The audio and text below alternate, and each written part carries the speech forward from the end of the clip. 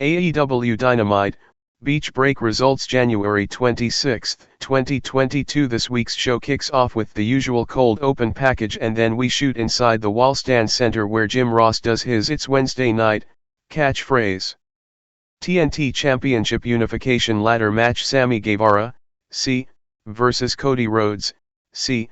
From there, we see Cody Rhodes standing on the top rope in his ring entrance attire as JR sends the broadcast down to the Dapper Yapper Justin Roberts for the pre-match ring introductions. Our TNT Championship Unification ladder match will be kicking off tonight's special Beach Break edition of Dynamite. Roberts finishes up his introductions for Sammy Guevara and Cody and exits the ring. The bell sounds and we're off and running. Cody and Sammy shake hands and then Cody smacks Sammy on the chest and the two begin to get after it. We see Cody roll away from an offensive attempt by Sammy and then taunt him a bit. Now the two lock up.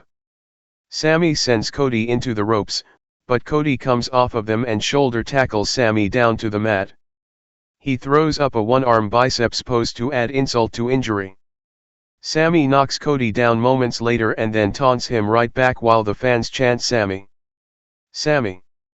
After some more back and forth action, Cody hooks Sammy's arms and looks for a Tiger Driver 98, however Sammy counters and hoists the American Nightmare up with intentions of hitting his GTH finisher, but Cody avoids it.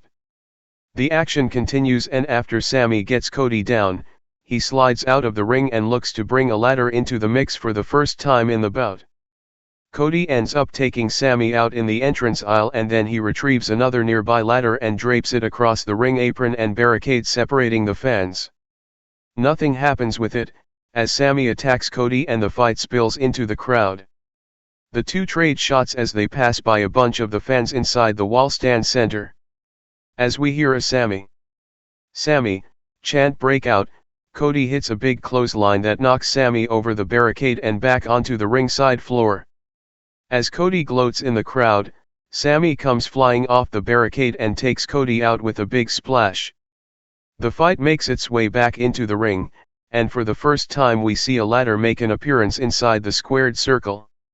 The ladder gets set up in the middle of the ring and each guy takes turns climbing in an attempt to capture the TNT Championship hanging from the rafters, however each time they are stopped. Finally they each climb up opposite sides of the ladder at the same time. While the fans break out into a split "Let's go Sammy" and "Cody sucks" chant, the two duke it out on top of each side of the ladder. Cody ends up getting the better of the exchange. He hooks Sammy and sends him for a long ride off the ladder, as he connects with a big superplex off the top. After the two land, we see immediate replays of the spot. From there, Excalibur talks us into a mid-match commercial break as the action continues. When we return from the break, we see the ladder set upside down and unfolded in the ring. Cody then hoists Sammy up and hits an inverted suplex, dropping Sammy's sternum first in the middle of the opening. We see some immediate replays of that as Cody follows up by securing a figure 4 leg lock on Sammy with a ladder placed on top of him. The fans try and rally behind Sammy by chanting his name. Meanwhile, Cody sets the ladder back up the normal way in the middle of the ring under the TNT Championship. Cody blasts Sammy with a pair of knife-edge chops. He turns to boast, and again this decision backfires on him as Sammy fires up for an offensive comeback. Cody ends up cutting it short after throwing a ladder at Sammy, Sabu steel chair style. Now we see a second ladder introduced into the mix, and with both set up next to each other in the ring, Sammy leaps from one and hits a flying cutter to bring Cody off of the other. We see multiple camera angles show replays of this high spot as the fans break out into a thunderous "Holy sh*T" chant. After the two recover and get back after it, we see another wild spot as Cody hits a crazy crossroads to bring himself and Sammy off the two ladders. Both guys end up climbing up a ladder a few moments later and each end up grabbing onto the bar holding the TNT Championship as the ladder is knocked out from under them. We see the two continue to hang on but ultimately both drop and crash and burn on the mat down below. The fans are going nuts as the physicality and intensity of this one picks up. With the action spilling out to the floor at ringside, we see Cody repeatedly slam a ladder onto the knee of Guevara. After doing this a few times, Sammy's best friend, Fuego del Sol, runs out to scold Cody for his vicious behavior. Cody ends up hitting him with a crossroads. Immediately after this, Sammy comes flying into the picture as he connects with a splash after springboarding off the top rope. He hits another high spot and then takes Cody to the floor where he hits his GTH finisher at ringside. As Cody is down and out, Sammy brings out another ladder from under the ring and creates a ladder bridge from the ring apron to the ringside barricade. He then brings out and sets up another ladder in front of the aforementioned ladder bridge. He hits Cody with a couple of shots to ensure he stays out while laid across the ladder bridge, and then he begins climbing up the additional ladder. He does the "I'm crazy" hand gesture after settling on the top of the ladder. He extends his arms and soaks in the atmosphere before leaping off and hitting a senton splash onto Cody. Sammy looks to be nearly as beaten up as Cody after taking that fall. Both guys are down and out as the commentators talk us through multiple replays of that wild high spot. Sammy is back to his feet first, and he re-enters the ring. He sets up a ladder and begins climbing as Cody is also finally back up and moving. Cody now enters the ring and climbs up after Sammy. The two begin trading shots on opposite sides of the ladder. Sammy hits Cody with one of the hanging belts, which knocks him down to the mat below. He then unhooks both TNT Championship belts to win the match and become the undisputed TNT Champion. Great opening match for this Beach Break special edition of Dynamite on TBS. Winner and new undisputed TNT Champion, Sammy Guevara Team Taz with a message from the snowy beach in Cleveland. After the opening contest wraps up, the commentary team sends things over to an earlier today segment where Tony Schiavone talks to Team Taz members Ricky Starks and Powerhouse Hobbs at the snowy beach in Cleveland. Powerhouse Hobbs talks first, addressing his loss to Dante Martin. He challenges him to a rematch.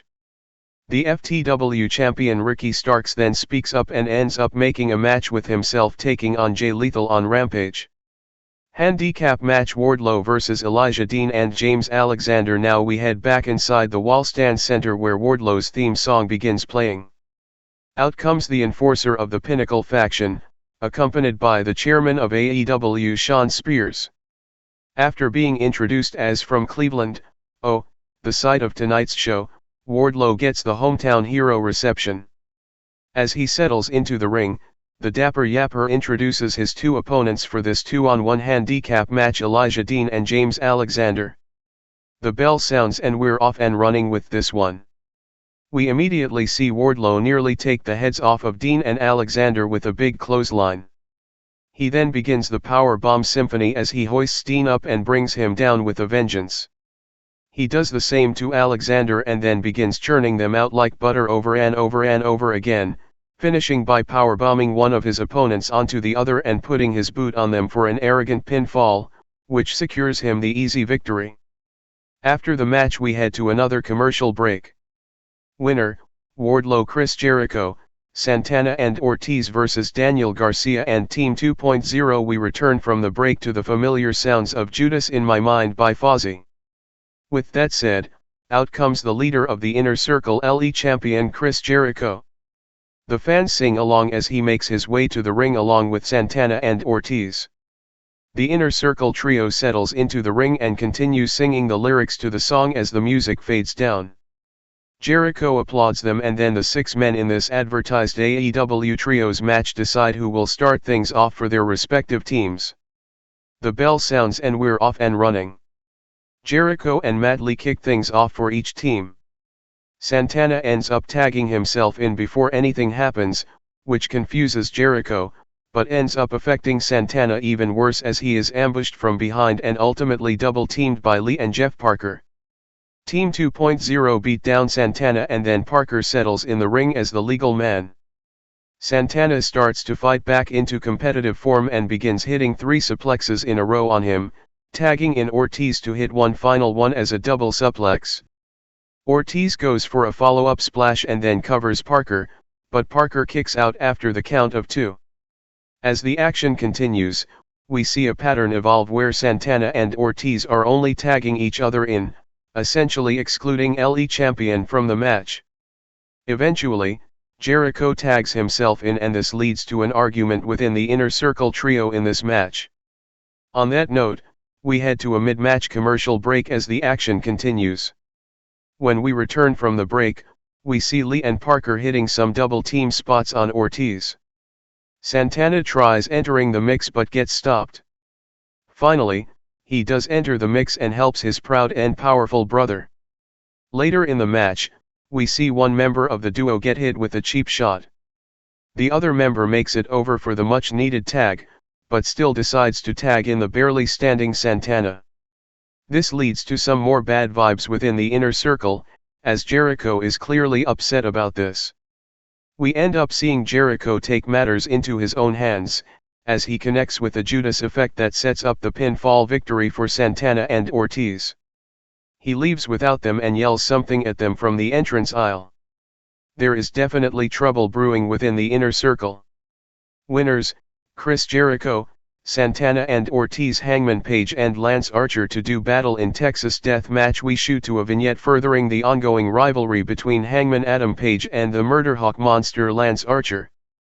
It is announced during the video package that the two will square off in 2 weeks' time in a Texas Death Match with the AEW World Heavyweight Championship on the line. After the vignette wraps up, we head back to another commercial break.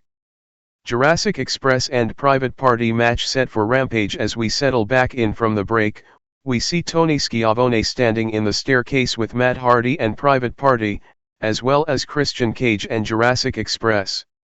Schiavone begins by asking Christian a question and he goes on to bring up being attacked last week by Hardy and company. Hardy says his thoughts don't matter and then we hear Jungle Boy and Private Party bicker as a match is announced for Rampage between the two teams. CM Punk and MJF match set for next week. The Pinnacle beats Punk down. Now we return inside the Wallstand Center where the familiar sounds of Cult of Personality plays as CM Punk emerges from the entrance area and begins making his walk towards the squared circle. As the commentators point out, the best in the world appears to be dressed in his ring gear, presumably because he is ready for a fight. They plug the return of AEW to the Wintrust Arena in Chicago, Punk's hometown. He settles in the ring and his music dies down. Punk gets on the mic and thanks the Cleveland fans for the warm reception. He says he came out here trying to look like a badass but he ended up smiling ear to ear. He then points out how he's ready to fight and that's why he's wearing his ring gear. From there, he points out the obvious, which is that there's one specific person he wants to trade punches with: Maxwell Jacob Friedman. The fans in Cleveland begin chanting his name. Punk tells them to go ahead and says it'll be the only time anyone hears fans chant for MJF. He has some fun with the crowd and then shows off a keepsake he took home from his last interaction with Friedman. He then opens his jacket to expose the trademark scarf of MJF. He talks about it being as cheap as MJF's personality. Finally, MJF's music hits and out he comes to interrupt Punk. He taunts Punk and the fans by once again acting like he's going to wrestle Punk on the spot, only to make it clear that he won't. He bashes Cleveland and he fans, prompting them to break out in a loud **LE. **LE, chant. From there, MJF says he'll do one better and give everyone a match they've been waiting for next week in Chicago, Illinois. He says it will be CM Punk vs MJF and then quickly says but. He points out that they're not in Chicago right now, but rather in crappy Cleveland. As MJF continues to rant, Punk cuts him off and says let's do it right here, *TCH. MJF doesn't acknowledge that and then proceeds to taunt and trash Cleveland and the fans in attendance. He makes a reference about Cleveland once loving LeBron James, too. He asks how that went for them. He then brings up the viewing audience at home and says all their chants for Punk isn't going to do anything but the same thing it did last time, result in Punk leaving and then complaining about it on a podcast. Punk reacts and says a podcast that MJF listened to because he's a fan. Punk references leaving WWE as the best thing he's ever done and if it weren't for that, MJF wouldn't be having the brush with greatness that he's having right now. Punk talks about how you've got to take matters into your own hands. He continues talking to MJF like he's nothing more than a fan. He says he's never lied to the people. He says the fans don't love him because he always wins, or because of his losses. He says they love him because he always gets back up and keeps trying. MJF asks Punk if he's gonna get back up this time, and proceeds to bring out the rest of the Pinnacle, except for Shawn Spears. Spears ends up showing up from behind and attacking Punk. The Pinnacle joins him in the ring and we see a multiple-person beatdown of Punk as the fans erupt with boos. Then they break out into chants for Punk as the Pinnacle holds his arms and legs while Spears blasts an unprotected Punk with a steel chair shot. MJF taunts Punk and asks him to get up now. Punk does but is held back by the Pinnacle. They beat him down again and then MJF demands that Wardlow powerbomb Punk. Spears sets a chair up for Wardlow to powerbomb him on. Wardlow hesitates but ultimately hoists Punk up and plants him onto the steel chair spine first with a vicious powerbomb. MJF turns Punk over and then sits on him in arrogant fashion. He says it's only fitting that Punk's journey ends the same place it began. He then ends the segment by saying, "I'll see you next week in Chicago." His music plays to end the segment. The Acclaimed with a message for Jon Moxley from one loudmouth to two, says the commentators, who send things backstage to the Acclaimed. Max Caster and Anthony Bowens talk about the Jon Moxley match from last week and then make some cracks about him looking like Al Bundy. Ultimately, a match is announced pitting Anthony Bowens one-on-one against Mox on this week's Rampage. After this quick backstage promo segment wraps up, we head to another commercial break. Jade Cargill chooses opponent for next TBS Women's title defense. We shoot backstage where Tony Schiavone is standing by with Griff Garrison and Julia Hart of the Varsity Blondes. Before they can say much of anything, up walks smart Mark Sterling in a neck brace holding a contract. Sterling informs Hart that Jade Cargill has selected her to be the next challenger for the TBS Women's Championship. Garrison doesn't like the idea, as Hart is still wearing an eye patch, but she insists she's ready to fight and signs the papers to make the match official. Legit Leyla Hirsch vs Red Velvet. Now we shoot back inside the Wallstand Center in Cleveland where Legit Leyla Hirsch's theme music hits. The women's contender makes her way down to the ring for our next match of the evening. Hirsch settles inside the squared circle and her theme music fades down. Now the theme for Red Velvet hits and she sprints her way to the ring. The two collide and this one gets off with a bang. Hirsch quickly takes over and starts taking it to Velvet. The action spills out of the ring to the floor at ringside. Hirsch dominates there as well, but not for long, as Velvet takes back over. On the ring apron, Velvet hits a big stunner on Hirsch across the middle rope. We see the action resume inside the ring where Velvet looks for a submission on Hirsch. She slaps a modified triangle choke from the bottom position, but Hirsch muscles her up and power bombs herself free by slamming Velvet into the turnbuckles in the corner. Legit Leyla is now focusing her offensive attack on the shoulder of Velvet. Excalibur talks us into a mid-match commercial break as the action in this showdown between the number 1 and number 2 ranked women's contenders continues. We're back from the break and we see Hirsch still dominating the offense until Velvet hits a middle rope cutter that leaves both laid out. Velvet gets back to her feet first and starts picking up the pace as she takes over on offense. She hits a couple of big spots and goes for the cover, but Hirsch kicks out at the count of 2. As Velvet looks for the final slice, Hirsch counters it and hits a big knee lift to the dome of Velvet. She goes for the cover but instead transitions into the legit look submission hold. She nearly finishes Velvet off, however Velvet gets her boot on the ropes, forcing the referee to break the hold. The match continues with Hirsch putting the boots to Velvet in the corner.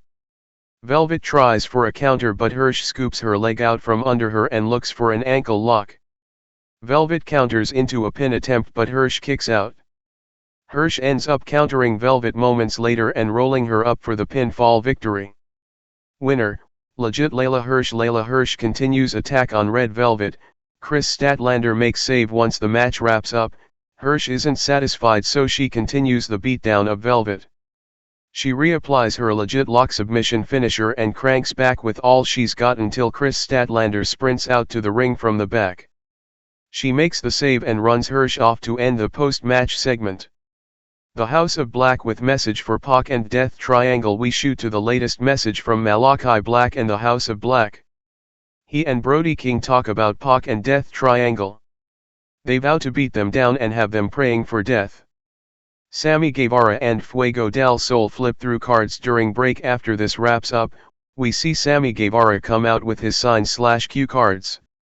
Fuego del Sol accompanies him, and as we head to another commercial break, the two flip through the cards to deliver a message to the viewing audience in the muted half of the screen. Britt Baker taunts Cleveland Browns and gloats over her accomplishments. We return from the break to Tony Schiavone in the ring, where a table with a bunch of awards and some stands holding covers of Pro Wrestling Illustrated magazines are shown. Schiavone then introduces his guest, at this time Dr. Britt Baker, DMD. On that note, the AEW Women's Champion makes her way out in Pittsburgh Steelers colors and holding a terrible towel to taunt the Browns fans in Cleveland. She settles in the ring and Schiavone hands the mic over to her. Baker talks about how long it has been since she has been in the ring with a mic in her hand. She says it's criminal that it's been so long, and then proceeds to taunt the Cleveland fans some more over the Steelers vs. Browns rivalry. From there she gloats about the aforementioned awards and magazine covers. She keeps taunting the Browns and praising the Steelers, citing some specific examples and then making a reference to Adam Cole with a Bebe drop. She boasts a bit more and then exits the ring, draping herself in a big Pittsburgh Steelers flag to further stick it to Browns fans in Cleveland. Matches announced for Friday's Rampage and next week's Dynamite. The commentators run down the lineup for this week's Rampage, and then a brief video package is shown to remind fans about the match pitting Brock Anderson and Lee Johnson against FTR. After that, we hear the familiar sounds of a woman shrieking the words "Excuse me." Out comes Vicky Guerrero accompanied by Nyla Rose. Rose announces she will be squaring off against Ruby Soho next week. From there, the commentators run down some more matches for Friday's Rampage and next week's Dynamite. They give one final plug to tonight's unsanctioned Lights Out match between Adam Cole and Orange Cassidy before sending us into another commercial break. Unsanctioned Lights Out match: Adam Cole vs. Orange Cassidy. We're back from the break and we hear the familiar sounds of the entrance theme of Adam Cole. He makes his way to the ring as the fans do the Adam Cole, Bebe, routine along with him. He settles in the ring and his music fades down. Now the equally familiar tune for Orange Cassidy plays. Out comes the freshly squeezed one himself, as it's time for this one-on-one unsanctioned Lights Out main event match here on the AEW Dynamite, Beach Break special event on TBS. Both guys are in the ring and ready to rock, and the bell sounds to get this one off and running. We see Cassidy throw his usual slow-moving, unfazed style of wrestling routine out the window, as he goes after Cole with a vengeance straight out of the gate. Early on, we see his trademark sunglasses get smashed. The action quickly spills out to the floor where some early match high spots begin to get mixed in. Cole takes control of the offense thus far and he connects with another big spot that leaves Cassidy laid out on the floor selling his wrist as the commentators talk us into a mid-match commercial break. When we come back from the commercials, we see some more weapons have been added to the mix. A steel chair and a trash can get used. Cole remains in control of the offense, but now we've got some added elements in the form of some extra wrestlers. The Best Friends' own Wheeler Yuta takes out Brandon Cutler on the entrance ramp. Bobby Fish takes out Yuta, so out comes Chuck Taylor.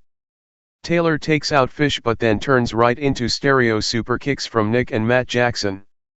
The Young Bucks then join Cole in the ring and the trio prepare to hit Cassidy with a triple super kick. Instead, Trent and Rocky Romero takes the Bucks out of the ring and work them over as Cassidy hits a beach break on Cole in the ring for a super close near fall. He lets out a crazy war scream and then connects with an orange punch.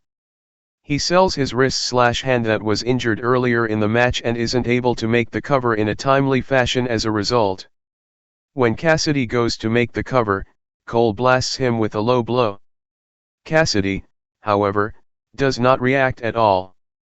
He reveals a steel cup that he was wearing and then returns to form with his trademark wimpy/lazy sweet chin music kicks before heading up the ropes. He leaps off and connects on Cole with Cole's own Panama Sunrise finisher for another very close near fall. The freshly squeezed one doesn't seem to be able to finish off Cole, however he doesn't seem bothered by this. He finds a steel chain and begins wrapping it around his fist as the fans chant his name in the background. He stalks Cole and waits for him to get up, but Cole hightails it and heads up the entrance aisle. Cassidy exits the ring and heads out after him. In the go position, aka the gorilla position, we see the action resume as Cassidy catches up with Cole. Cole shifts the offensive momentum in his favor, however, putting Cassidy through a table in the go position for a close near fall of his own. He drills Cassidy with some punches and yells at him to stay down as the two brawl back out through the entrance tunnel. Back on the entrance aisle/ramp, we see Cole connect with a vicious super kick that decks Cassidy. Cole looks to lower the boom on Cassidy to finish him off, but he ends up walking into a big shot from Cassidy. Cassidy wraps his hand with the steel chain again and heads after Cole with intentions of hitting him with a steel chain supported orange punch. Instead, he is met with a big counter shot from Cole. Cole drags the lifeless body of Cassidy out to the middle of the aisle and then glances over to the rafters, which he begins climbing. He makes his way to the top of the rafters by the entrance area and does a big pose once up there, however the camera shot and his viewpoint are both such that no one realizes until it's too late that Cassidy isn't down below any longer. He's right behind him. Cassidy grabs a hold of Cole and makes the big leap. The two crash down through some tables and production equipment below. He puts an arm over him and gets the 3 count for the victory in this entertaining unsanctioned lights-out main event.